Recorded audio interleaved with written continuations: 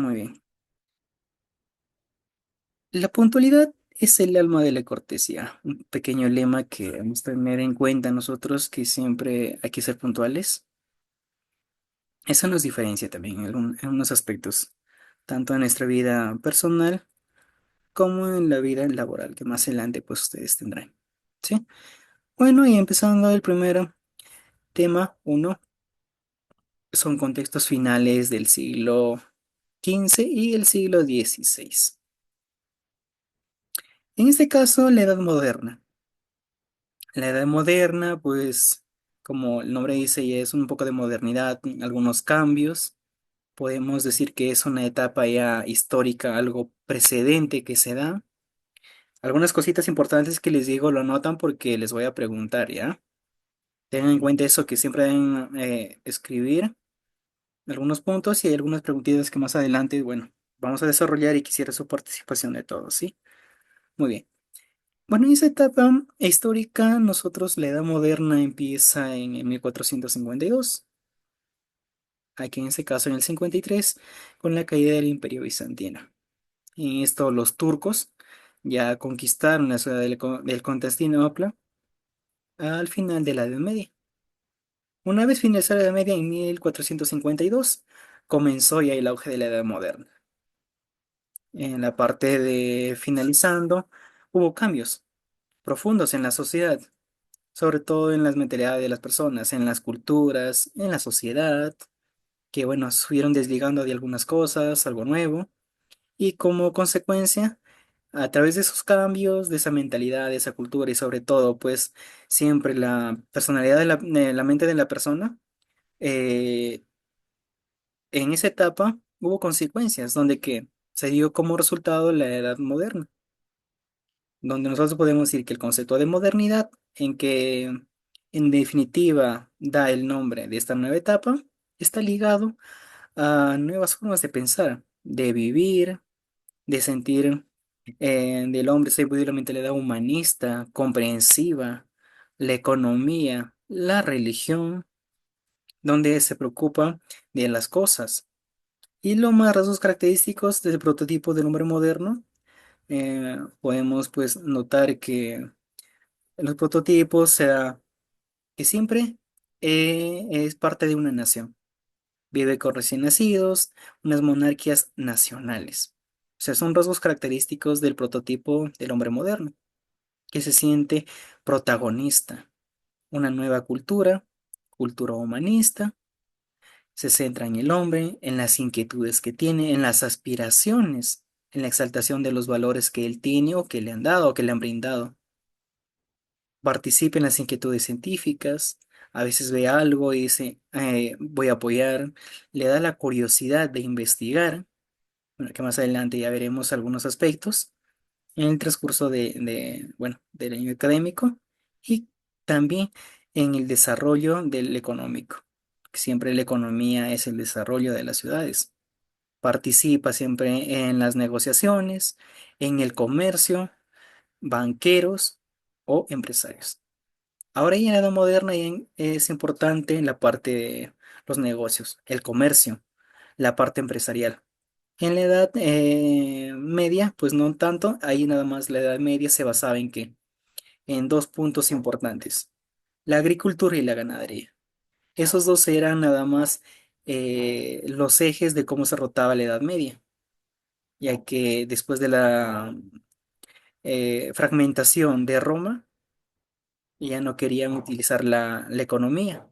Por lo tanto, la parte de la moneda o la economía, el comercio se fue devaluando, por lo tanto, la moneda fue perdiendo su valor.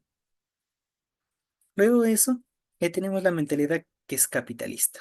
Ya tiene mentalidades un poco más conservadoras, tiene una mentalidad ya de comerciante, no nada más de agricultor o de ganadero, sino que tiene una mentalidad de que amplíe empresas, por lo tanto se expanda. Mediante eso nosotros que en esto podemos notar que hay muchos cambios. Mediante eso en Europa y el mundo en el siglo ya XVII fue toda Europa una época de crisis. fue, digamos, como golpeando, manifestando límites agrarios, una imperante Edad Media, o sea, se fue devaluando totalmente. Llegamos a la moderna y regresemos a la Edad Media, donde hay aspectos importantes del mundo moderno del siglo XVI, siglo XVII, que, bueno, son aspectos que nos ayudan a poder nosotros tener un punto de vista de la Europa y el mundo en el siglo XVII. Primeramente, la economía y el comercio, que son puntos importantes que experimentaron una fuerte contracción del fines del siglo. En ese caso, nos produjeron bastantes problemas ocasionados por factores climáticos, sequías e inundaciones. A través de las sequías, nosotros podemos decir que afecta el comercio, porque una vez secos los cultivos, no hay comercio, por lo tanto el grano se va devaluando y mientras menos grano tengas, más va a aumentar la parte de la economía. Por lo tanto, todas las personas no van a tener la moneda o el dinero necesario para comprar dichos productos. Las inundaciones afectan bastante una vez que la parte de de los productos están inundados, tienen un exceso de agua. Por lo tanto, al tener un exceso de agua, tienen como un tipo de estancamiento. No tienen una medición estable de de la agricultura. Por lo tanto, esos factores climáticos afectan de manera muy grave a la parte del comercio. Y no solamente en la parte de los productos o la manera agrícola, sino también a través de los caminos que al hacer una llovizna bastante fuerte empiezan a producir una erosión del suelo. Por lo tanto, las carreteras se van a romper, a resquebrajarse y por lo tanto no va a haber comercio entre ciudades, obviamente. Y eso nos dificulta un poco la parte del comercio. Son factores que, bueno, nosotros, que son aspectos importantes del mundo moderno ya que se da en el siglo XVII. La política, que es un factor muy importante que hoy en día nosotros tenemos en cuenta. La política son uno de los tres pilares de del mundo, claro, seguido de la religión y la economía. La política es importante porque a la primera mitad del siglo XVII estuvo marcada por la Guerra de los 30 años. En ese sentido, podemos decir que, bueno, surgieron bastantes consecuencias, guerras, desastres, tanto que perjudicaron a la parte del mundo europeo. En ese sentido, a través de la guerra que tenemos bastantes recursos, dinero en exceso que se gasta, que perjudica la parte del Estado, ya que al tener una guerra tienes que necesitar soldados, alimentación, armadura, por lo tanto, equipamiento necesita dinero, economía. Al tener nosotros economía, hay bastante giro económico en esa parte y que pues ayuda en algunos casos a la parte económica, a la plusvalía, aumenta. Mientras no se tengas algún negocio de orfebrería, la parte de hagas algún tipo de, especialmente cosas metálicas, ellos van a ayudar que hacen los escudos, las espadas, los cascos, las armaduras, todo lo demás para ir a la guerra. Por lo tanto, a través de fusiles y demás, todo se produce en la política. O sea, eso marca un tipo de signo importante en el mundo moderno. Que eso, bueno, de que nosotros podemos notar que, bueno, se produce bastante muerte. En las guerras siempre hay muertes, tanto de ambos bandos y, bueno, en algunos casos de otros.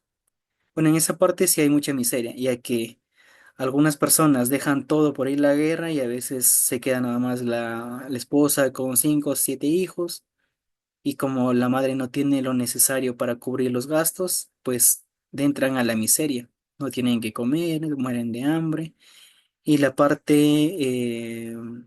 de las personas pues queda en decadencia. A veces se ve en situaciones en años, bueno, hace años atrás se veía mucho esta miseria toda la muerte, la sangre, la parte de las personas de que quedaban solas, los hijos, a veces morían al nacer porque no tenían nada que comer, porque la guerra es muy cruel, la verdad.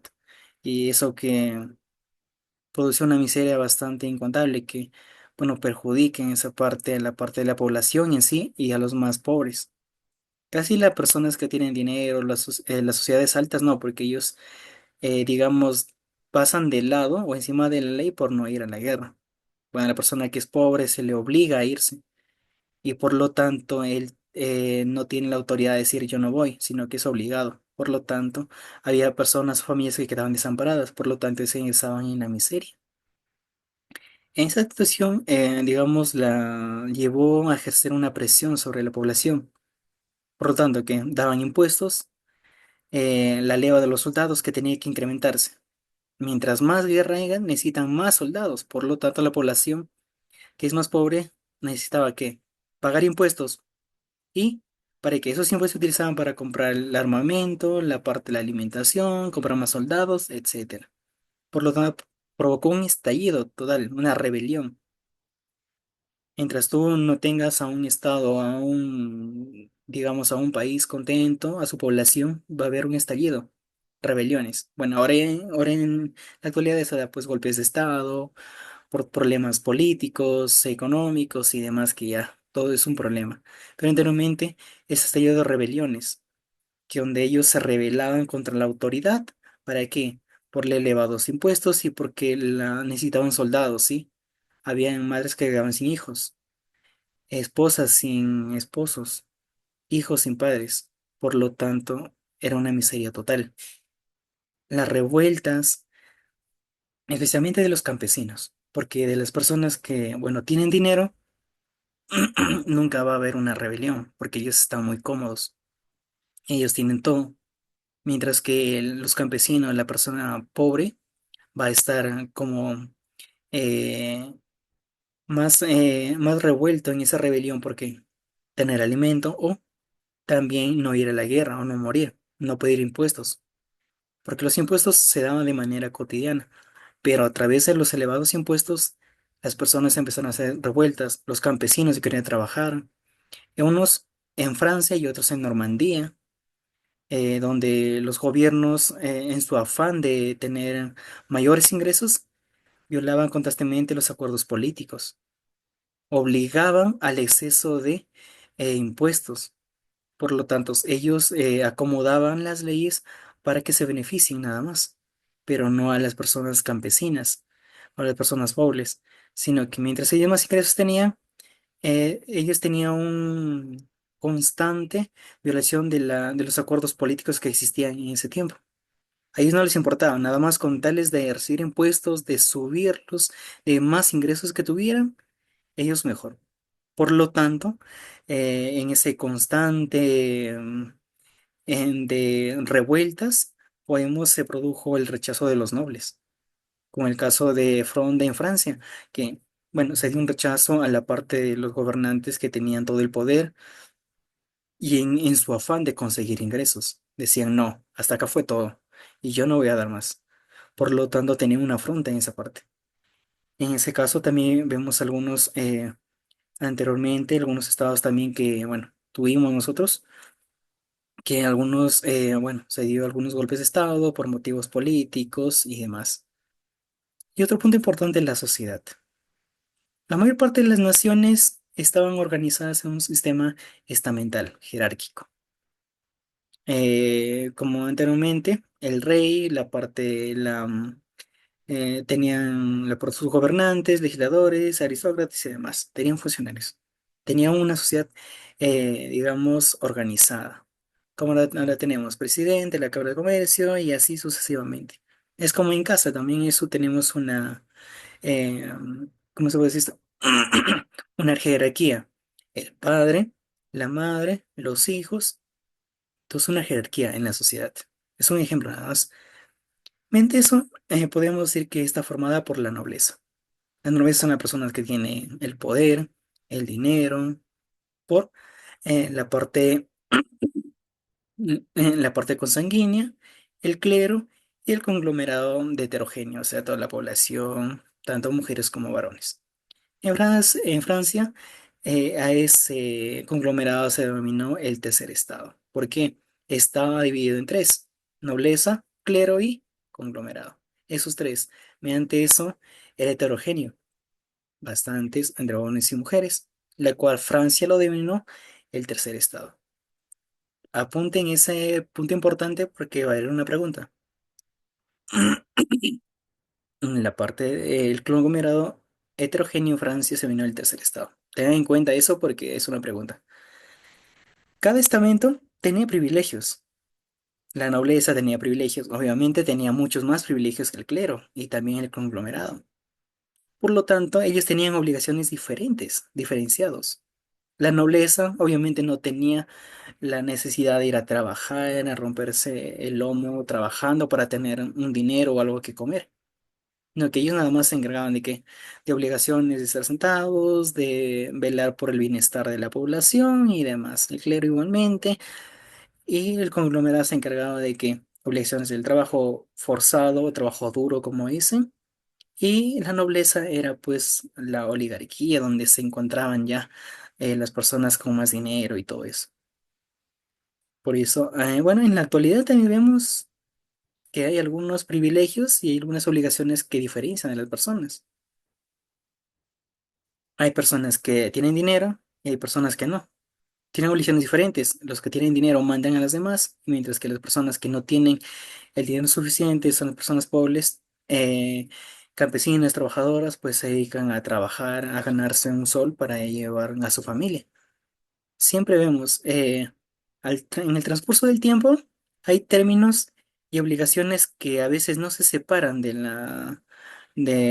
lo que, no, que sucedieron tiempos o años atrás, sino que van cambiando con otros nombres, pero vemos la misma, ¿cómo podemos decir? El mismo concepto. Y bueno, otro punto importante es la demografía.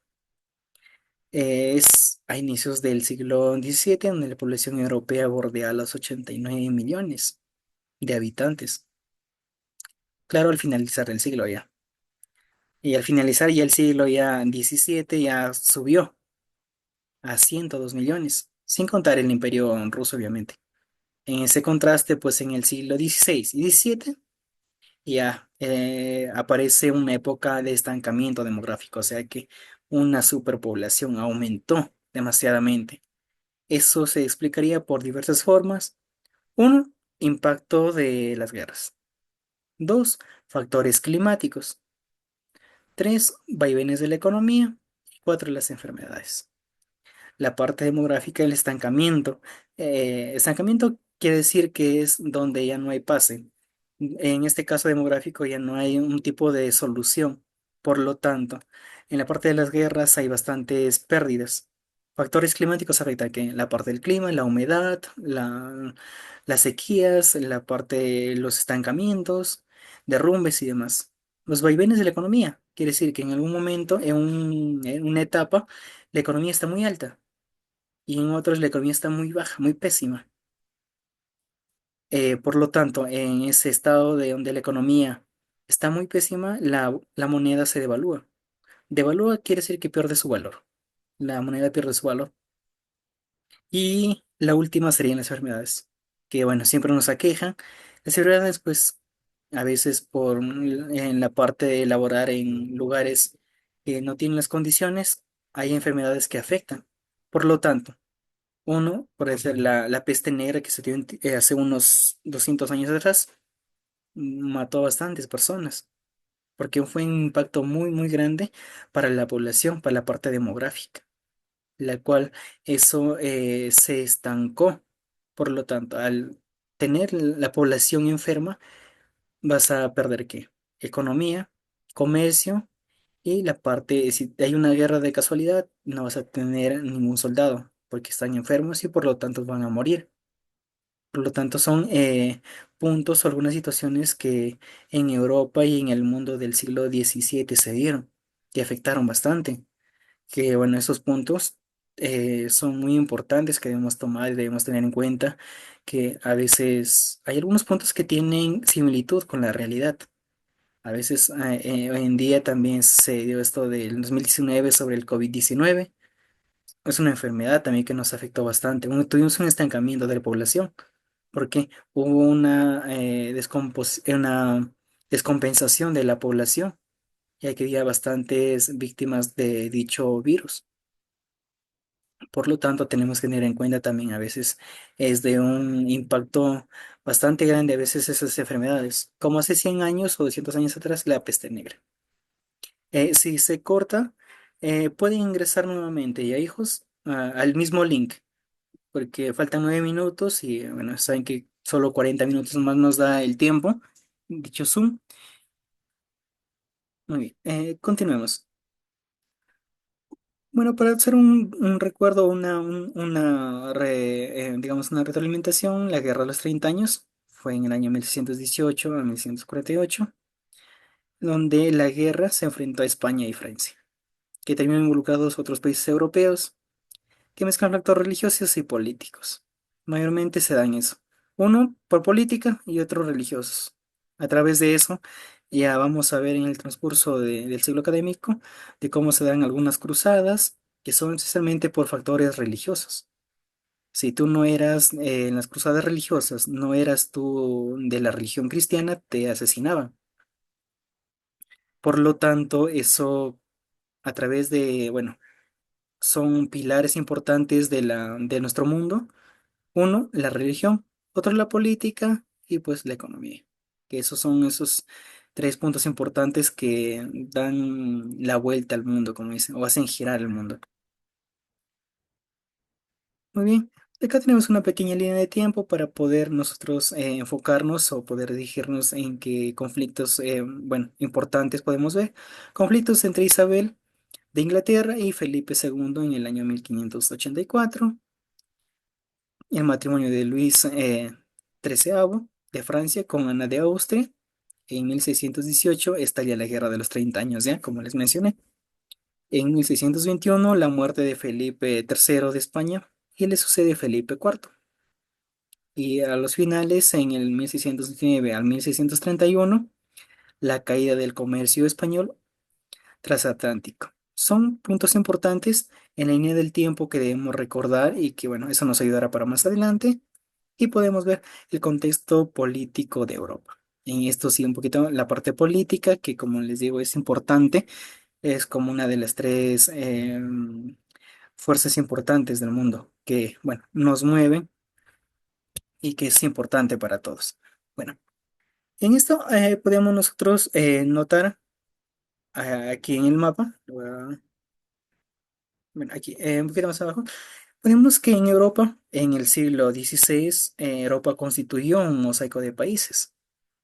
Mosaico es decir que hay bastantes ahí, como pueden notar, el reino de Farnacia, estados alemanes, Austria, Hungría, Prusia, reino de España, Genova, Saboya, Suiza, Imperio Otomano, Hungría.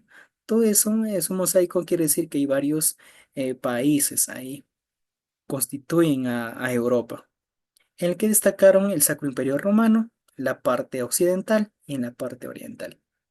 De esos tres, de ese mosaicos, hay tres importantes. El primero, donde los príncipes electores elegían al emperador. Claro, dentro de Habsburgo, la casa de Austria, para, digamos, enfrentar o tener un tipo de enfrentamiento con los turcos, que centralizaron el poder. Centralizaron, así quiere decir que se dirigieron a un solo lugar nada más, centralizaron el poder absoluto nada más. Respetaron las costumbres y tradiciones locales, obviamente. Hay algunas tradiciones que, bueno, ya se han perdido con el tiempo en nuestro caso, que, bueno, antes dábamos como tribu al sol, al Inti Raymi, bueno, que ahora se ha dejado de lado, ya que, bueno, en Cusco hay algunas personas todavía que tienden a realizar dichos ritos ceremoniales por la parte del cultivo y el bienestar de la población. Bueno, continuando. En la parte occidental también se contaban con tres grandes monarquías de carácter hereditario: Francia, España e Inglaterra. En estos casos, no es como en la actualidad que cuando tú necesitabas a alguien para que gobierne, lo elegías por votación unánime. Decían, yo voy a votar por él, por él, por él, por él. Eran, bueno, como ahora se dan votos unánimes, tú vas a votación, colocas por quién vas a votar y ya pues más tarde ya sabes quién es el presidente o quién es el alcalde y demás. En esta parte, en este contexto no, porque las grandes monarquías eran de carácter hereditario. ¿Qué decir con carácter hereditario? Que el poder pasaba de padres a hijos a través de las líneas sanguíneas. Si no tenía una línea sanguínea, el poder se estancaba. Pero en este caso, a través de las familias, tanto de Francia, España e Inglaterra, ellos gobernaban. Uno, digamos un ejemplo, tenían en España, en Francia tenía un emperador, un rey, por lo tanto su hijo, si ya le sucedía algo o tenía una muerte prematura, le sucedía a su hijo. Y así su hijo de su hijo, sus nietos, sus bisnietos, ellos seguían con qué, con el carácter de las monarquías, con el gobierno. Digamos, si tú vivías de casualidad, Yomaira, no sé, tiene una familia en España, por ejemplo, su padre es el rey, ella se encargaba, de casualidad, tienen algún tipo de accidente, y bueno, quien le sucede es el hijo, pero en este caso, como no tenía, eh, a veces las monarquías buscaban un heredero varón. Por lo tanto, para suceder en el trono, tenían que hacerlos casar con algún tipo de un príncipe de otro país, para que así las monarquías sucedan por herencia sanguínea o hereditarias a través de la familia. Nada más, no podía ser cualquiera el que gobernaba. Por lo tanto, en esas dos primeras, Francia y España, predominaba el poder absoluto, el rey.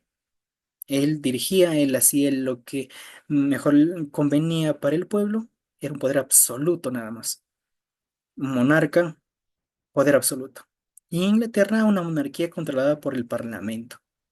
Parlamento es un grupo de personas, un total de 10 o 7, dependiendo, que ellos dirigen la población.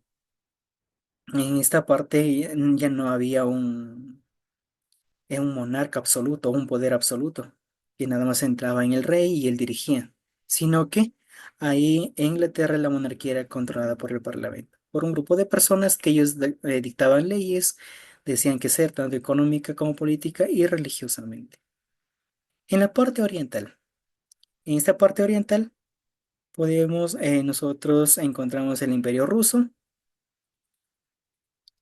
encontramos la parte gobernados por el zar, ahí no había rey, sino que le llamaban zar. Un país un poquito atrasado, podríamos decir, e integrado por el resto de Europa, ya que, bueno, se le agregó recientemente. Se le agregó, pues, bueno, después de algunos sucesos históricos, se agregó ya el país de Imperio Ruso al resto de Europa.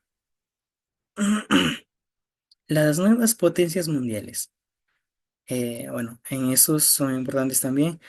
Bueno, que ahora la potencia mundial es China. Bueno, que ahora en día que después de la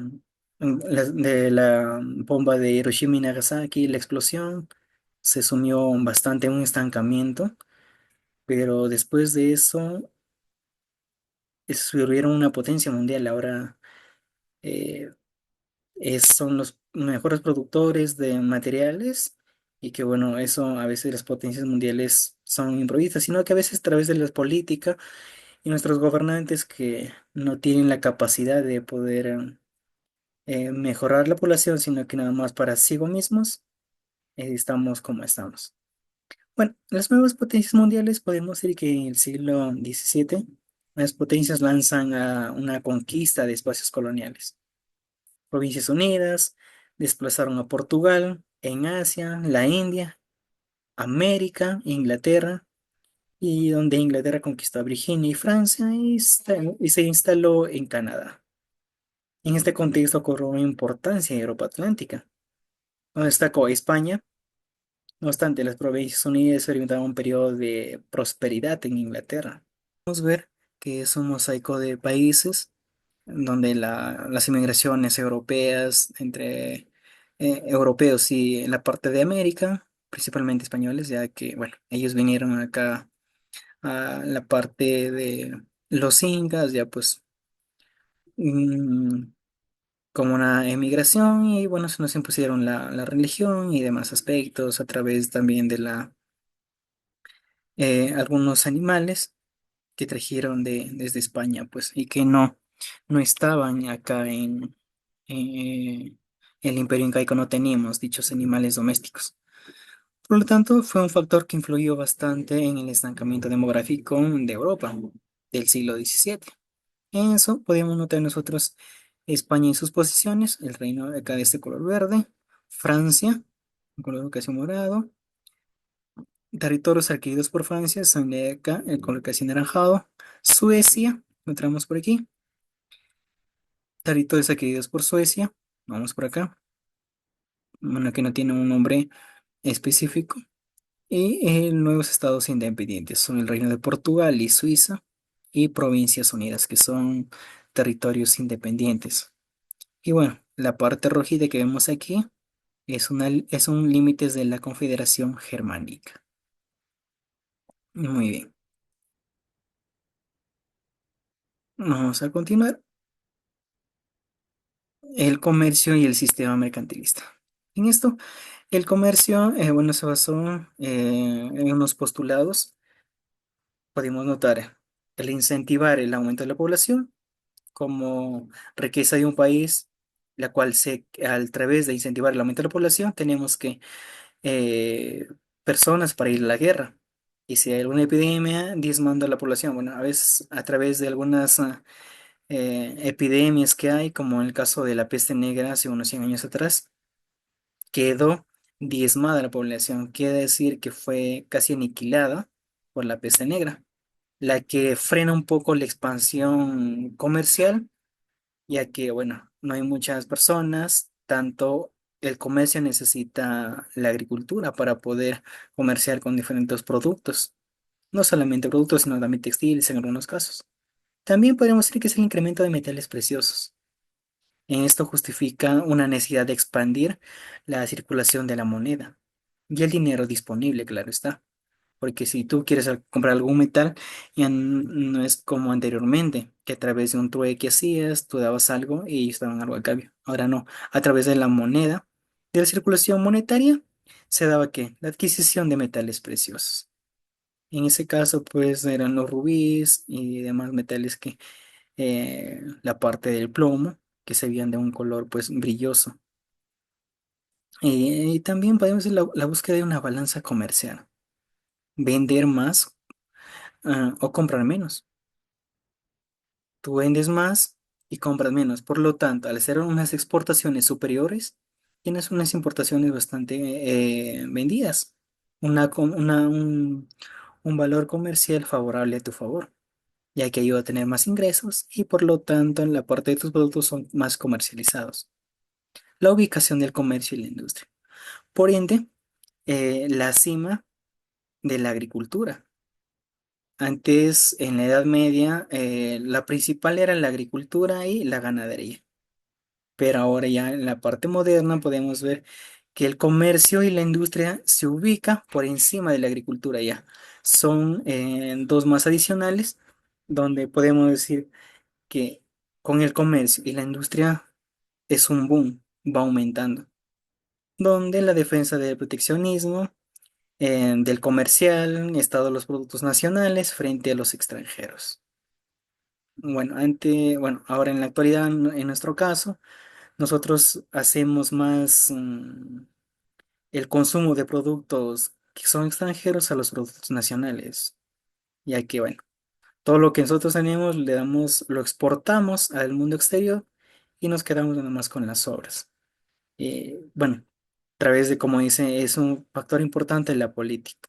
El comercio a veces es un poco desigual en algunos aspectos que, bueno, nos perjudica y, digamos, es el comercio y el sistema mercantilista en Europa. Son esos 5 puntos importantes. Acá hay un punto importante que tienen que tener en cuenta porque es una pregunta. Búsqueda de una balanza comercial favorable, vender más, comprar menos. tienen que tener en cuenta porque es una pregunta más adelante. Ya vamos a llegar a la pregunta. Punto número 6. El mercantilismo estatal. En distintos estados regularon el comercio y la industria en beneficio de sus habitantes, pero sobre todo pensando en los intereses de sus reyes. Anteriormente tenía que dar el beneficio al rey. Por sus intereses velaban por ellos, que sean más ricos, que tengan más territorio y demás. No era el beneficio de los habitantes, sino del rey. La economía estatal fue proteccionista. Aplicaron impuestos elevados, importaciones elevadas, establecieron derechos de exportación a la salida de materiales. Si tú hacías una exportación hacia afuera o hacia otro país, tenías un elevado impuesto. O sea, ellos tenían que tener la autorización o el derecho de exportar tus productos a otro país. Por lo tanto, materias primas que eran de dicho país se exportaban y eximieron el pago de ciertos impuestos, en algunos casos para el beneficio del rey. En los casos, si tú quieres exportar de Lima a Cajamarca, un ejemplo, productos que son de mucha calidad, materias primas, tú tenías que dar un pago de ciertos impuestos, pero si tienes algún tipo de beneficio con el rey o algún interés, te eximían, o sea, te quitaban el pago de ciertos impuestos. Por lo tanto, para algunos el mercantilismo estatal les ayudó y en algunos casos no. Asimismo, se otorgan patentes como el monopolio y los inventores nuevos procedimientos de manufactura o manufacturización. En eso podemos ver, hay tres países importantes: Inglaterra, Francia y España. Inglaterra aplicó un proteccionismo naval, reservando a los barcos ingleses derechos exclusivos en los mares que rodeaban las islas. Es un punto importante, tomen nota, que Inglaterra aplicó un proteccionismo naval reservado a los barcos ingleses. En Francia, dirigida por Colbert, tuvo como eje proteccionismo los aranceles aduaneros y también las compañías privilegiadas como el comercio entre Asia y América. Y España, pues, se empezó a retener dentro del país la plata procedente de América, de donde iba de aquí, mayor instancia. Y bueno, sin embargo, en algunas situaciones, la economía le obligó a abrir su mercado a más manufacturas extranjeras, principalmente los holandeses.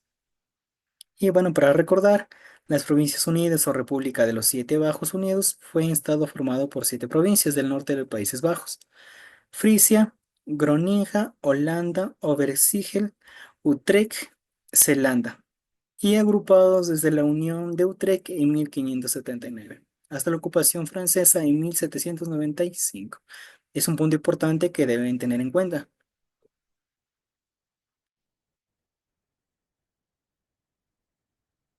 Y muy bien, vamos a la actividad de aplicación. Esto lo van a resolver conmigo. Y bueno, aquí tienen una tarea de extensión y una tarea de evaluación que me la tienen que presentar. ¿Sí? Bueno, comenzamos con la pregunta número uno. Número uno, ahí quiero participación de todos, ¿ya? Por favor, porque voy a pasar una asistencia de sus participaciones. Así que espero colaboración de todos. Muy bien. De todos la colaboración. Muy bien. Primera pregunta. A ver, ¿quién me lo dice la primera pregunta? La B, profe, ¿Cómo? la B. ¿Quién dijo eso? No lo vi. Anthony. Anthony. Anthony dice la B. Ya, ¿alguien más? A ver, participen, participen.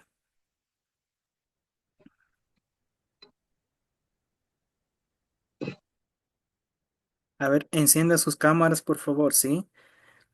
Para poder verlos, porque si no, no sé a quién me está hablando o quién está diciendo. A ver, ¿alguien más? Solo Anthony participa hasta ahorita. Somos 8 en total y solo de los 8 hay uno. 7, no sé qué pasó. A ver, los escucho, su participación. Anderson,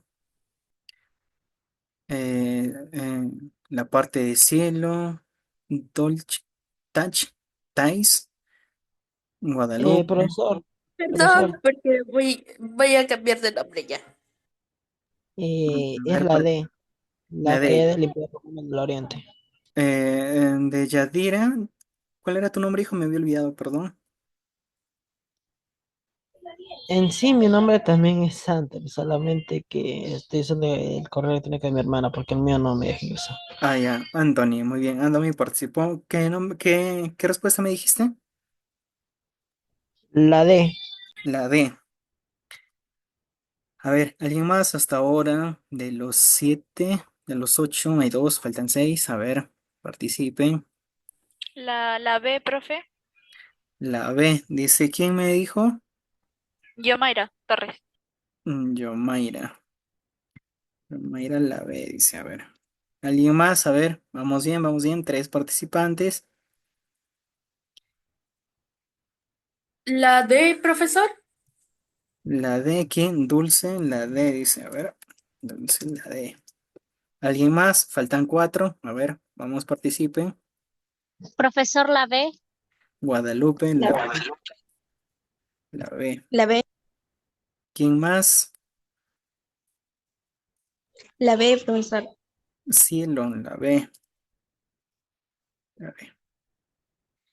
Ah, profesor, creo que sea la B, porque la D es cuando inicia y la B creo que es cuando finaliza. ya, Porque muy bien. Ese es de Anthony. La me dijiste, ¿verdad? Listo, a ver. Los que Anthony eh, y Yomaira, Dulce, Guadalupe y Cielo es la B. Ah, Dulce dijo que era la D. Eh, Cielo, Guadalupe, Anthony, Yomaira, ¿por qué la B? A ver, quiero su participación, a ver.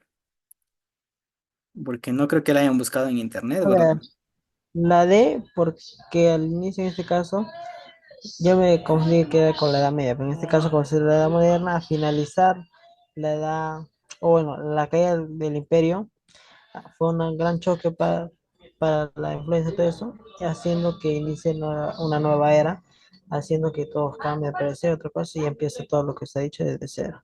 Eso es lo que yo lo asimilé. Ya, un buen punto. ¿Alguien más? A ver, participación.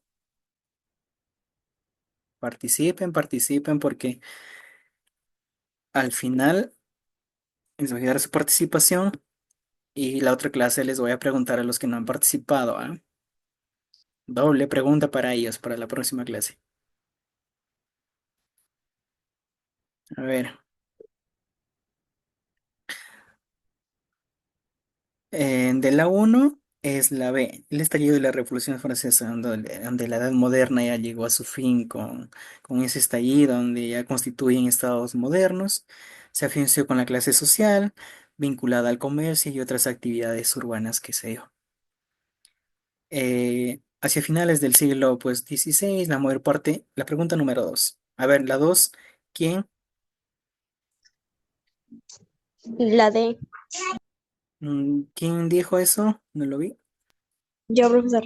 Cielo. ¿La B o la D? La D. La D, dice. A ver, apuren, hijos, porque el tiempo se nos agota. Ya se nos agotó el tiempo. Ya. Para hacerlo más práctico, La D, profe, tercer estado. la D. Mayra, la D.